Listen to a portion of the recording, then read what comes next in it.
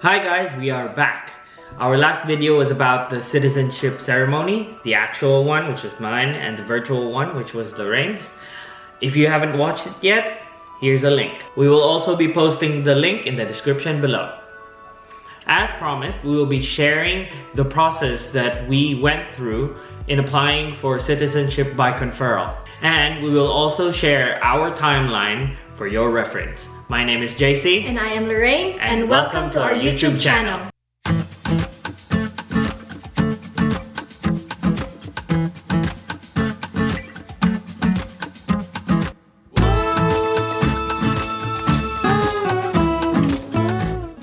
So if you are not an Australian citizen yet, you can become an Australian citizen by adoption, by descent, and by conferral. Citizenship by adoption is for a child born overseas and is adopted by an Australian citizen. Citizenship by descent is for those people who are born overseas to a parent who is or was an Australian citizen at the time of your birth. And finally, citizenship by conferral, which is the focus of our video, and this is how we acquired our citizenship. To be eligible to apply for Australian citizenship by conferral, you should be an Australian permanent resident or you are an eligible New Zealand citizen for the past 12 months. You have lived in Australia on a valid visa for the past 4 years, and you have not traveled out of Australia for no more than 12 months in total in the past 4 years, including no more than 90 days in total in the past 12 months. There are also other requirements. One of them is having a really good character, which they really take seriously here in Australia. We have read multiple accounts of refused applications because of this factor. Other factors include knowledge about Australia, meeting the language requirement of Australia, and close and continuing link to Australia, which we will explain later. If all the criteria mentioned by JC earlier apply to you, you can head over to the Home Affairs website, link on the description section, and click apply. If you don't have an IMI account yet, which is the account that you make in the Home Affairs website, it's so easy. You can make an account here. Once you've created the account, enter your login details here, log in, and just follow the prompts. The amount, by the way, for the citizenship application is 285 Australian dollars. Here are some points that Home Affairs have said about the documents that you need to present. It has to be original police certificates, scans of your original documents if you are applying online, certified copies of all other documents if you have to lodge a paper application, as much information as possible to help them process your application. Each document should only be used once, even if you are using it to show more than one thing. Once you've submitted your application, all you have to do is wait for them to email you an invitation to take the test. So here's the timeline of our application, and let's start from the beginning. So I arrived June 3, 2014 on a student visa, and that was a month before JC arrived here. He arrived on July 2, 2014, also on a student visa. After we finished our degree in 2016, I made him my dependent on our graduate visa, and our permanent visa was granted on February 21, 2017. So I became eligible to apply for citizenship on June 3, 2018 because I ticked all the eligibility requirements. I have been in Australia for 4 years under a valid visa. Well, visas in our case. A student visa, graduate visa, and permanent resident visa 189. I have also been a permanent resident in the last 12 months before applying, and I have not traveled for more than 12 months in total in the past 4 years, and no more than 90 days in the past 12 months. We have traveled so much to and from the Philippines over the past 4 years, but it did not equate to 12 months or so. So I went online, logged into my IMI account, clicked apply, completed the form, and submitted my application on June 7, 2018. After nearly a month, July 2, 2018, I was also eligible to apply under the same circumstances that Lorraine just mentioned. I completed and submitted my application on July 6, 2018, and after that, it was just really a waiting game to be invited for the citizenship test. While waiting, really, you don't have to do anything unless something changes with your personal details or your situation. For example, you've got a change in residential address, postal address, or you suddenly have a baby, you get married and have a spouse, you change your passport details, or you also get divorced, get a new de facto relationship, or a death in your family.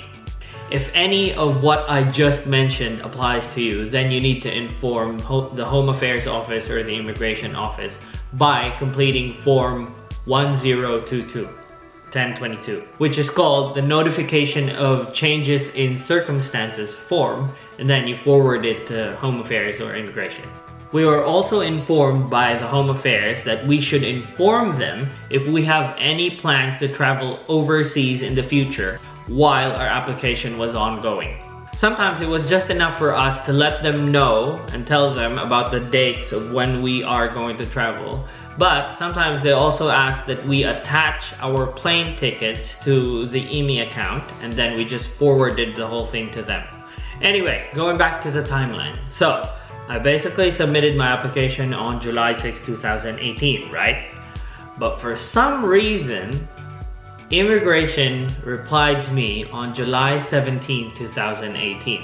Now take note, remember we said that we informed them about our travels?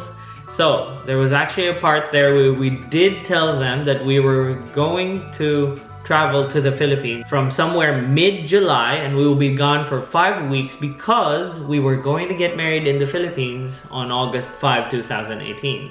Now, July 6, 2018, I applied. July 17, they replied. That's great and all. That was really quick. That's amazing, really. Not a lot of people get a fast response like that. 11 days. 11 days. But anyway, now the funny part is, I didn't read that email until 3 months after, because when we were in the Philippines, we were so busy with the wedding preparations, I didn't get to check. And I didn't expect that they would reply and actually give me a schedule for my test. The schedule for my test, by the way, was August 1, 2018. We got married on August 5th in the Philippines. So, I freaked out.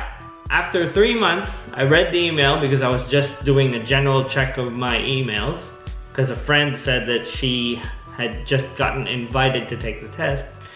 And so I freaked out. We freaked out. She freaked out. I freaked out. Great story, right? So anyway, I called Home Affairs again to reschedule my test, and then about 3 weeks later when I called, they sent me an email about on November 12, 2018, and then they scheduled my test on November 27, 2018. So that was JC, lucky for him, hey, like 11 days. Because I, on the other hand, had to wait for more than a year just to get that freaking invitation to take the test. I had no idea what happened, because every time I called them, because I call them every month, I got to a point that I got frustrated because I wanted to take the test already and I wanted to do the ceremony together with JC. So I was wondering why, so I called them almost every month asking, "What's up, guys? What's happening with my application?" And they always give me the same answer, which is, "There's no problem with your application. You are still in the processing timeline. You are not late. There's no delay. So just wait and be patient." That's their answer every time. Okay, finally, oh my goodness.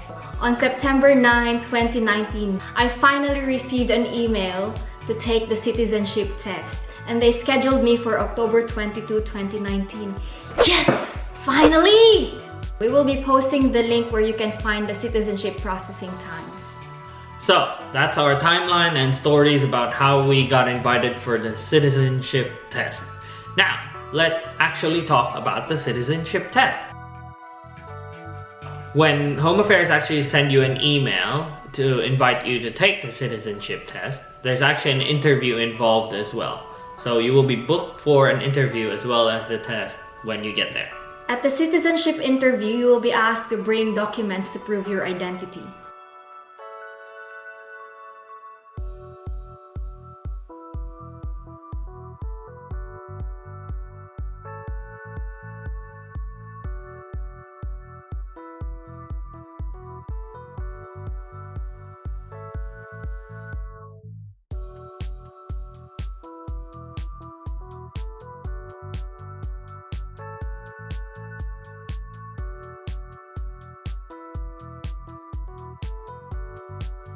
They will also take your photographs, so they would ask you or advise you not to wear any contact lenses on that day. Earlier in the video, JC has mentioned about one of the eligibility requirements, which is the close and continuing link to Australia. During my interview, the lady just asked me about my future plans here in Australia. So I just told them that I plan to raise my family here with JC, who is already an Australian citizen at that time. And we were also planning to buy a house. So she just smiled, and then she wrote my answers and prompted me to the tablet where I will be taking the citizenship test. The citizenship test that you take is actually really quite easy, and we got perfect scores. Oh,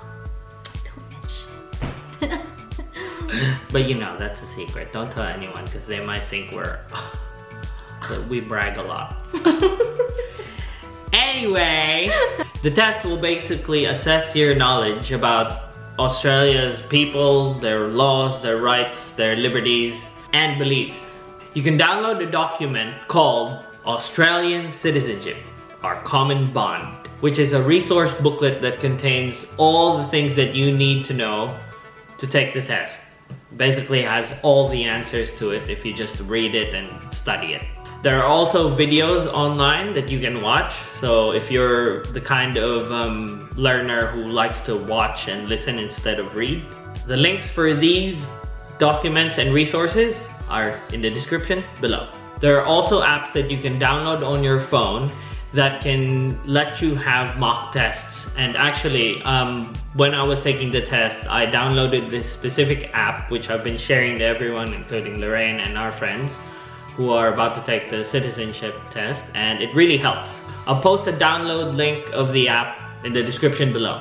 The test will be conducted in English, so yeah, like we mentioned earlier, there's a language requirement to it as well. If you score 75% or more in the Australian citizenship test, then you pass, and you also sort of pass the English requirement as well. The test consists of 20 multiple choice questions. You need to answer at least 15 questions correctly to pass the test. The test is computer-based, but if you have any difficulty in using the computer, you may also get help from the staff in using it. You have 45 minutes to complete the test, and it is closed book, so study first. After you take the test, you will actually know if you've passed because the person who conducts your interview or facilitates your test tells you that you've passed. And then it'll just be a matter of waiting for your approval letter. So I took my test on November 27, 2018, and then I got approved on June 12, 2019. So I did my test on October 22, 2019, passed the test on the same day, and got approved on November 18, 2019. The approval letter also mentions that if you do not make the citizenship pledge within the 12 months from the date of approval, your application may be cancelled. But there's a but. Because of COVID-19, there has been some changes with the way they are conducting the ceremony or the citizenship ceremony. So because of COVID-19, the immigration has organized a virtual citizenship ceremony, and they have started inviting people. So they won't force you to have that virtual citizenship ceremony because they will ask you whether you want one. You can always say no, as I have mentioned in the previous video. They basically waived the rule that you have to take or pledge within 12 months. 12 months. So again, because of this rule where you have to pledge your citizenship within 12 months of getting invited, as much as I wanted to do the ceremony with her, I couldn't do it, and so I had to accept and take the citizenship pledge earlier. So when I was invited to do a citizenship ceremony on September 17, 2019, I said yes, and then I pledged then and there. I'm happy to at least witness JC's citizenship ceremony because at that time, I wouldn't have known that I would not have my own ceremony because of COVID. Damn it, COVID! COVID! Wala tuloy akong OOTD. Paano na yung pinatahi kong gown? My sparkling gown with trail and with a pledge with the queen. Catrion. So guys, that's it. That was our timeline, our stories of how we applied and we became citizens. So if you liked this video and if it helped you or gave you some information about the citizenship process, And please like the video and share it to friends, okay? Yes. And also for those who already applied, we urge you to put your timeline down below on the comment section so that you can share your timeline to other people who are also waiting. Yeah. A lot of people get anxious about when, when they will get the invitation. So it's good that we've got different stories so people won't freak out that after 2 years they still haven't got the invitation, or after a month they suddenly had the invitation. So comment down below as well, okay? And of course, subscribe to our channel so you can get notified if we release new videos. And don't forget to click that notification bell so that you get notified every time we upload new videos. Alrighty then. See you next time, guys. Byeers!